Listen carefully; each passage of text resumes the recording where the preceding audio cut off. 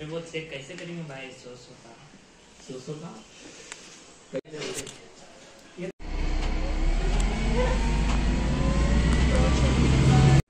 So हे आमचं hostel आहे आणि मी 10th फ्लोअरवरती राहते.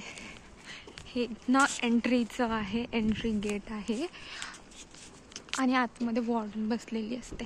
मग हे गेट ओपन करण्यासाठी इलेक्ट्रॉनिक की लागते. तर हे इलेक्ट्रॉनिक की असं इथे लावायचं आणि मग डोर ओपन होतं आणि मग तिथे वॉर्डन बसलेली असते. इथे सेकंड पेअर म्हणून चेंज करायचं असतं, पण आत्ता जास्त पाणी नाही आहे त्यामुळे आम्ही चेंज नाही करत. ओ भाई, हे असं का?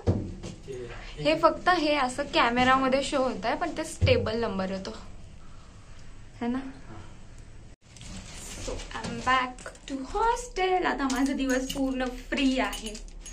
मी अभ्यास आधी तर जेवणार आहे, नंतर मग अभ्यास. सो आता सगळे क्लासला गेलेले आहेत त्यामुळे खूप शांतता आहे.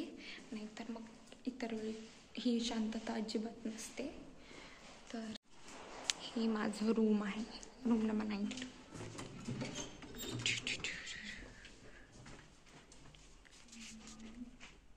हॅलो. सो हे आहे माझं रूम आणि मी घरी आली आहे.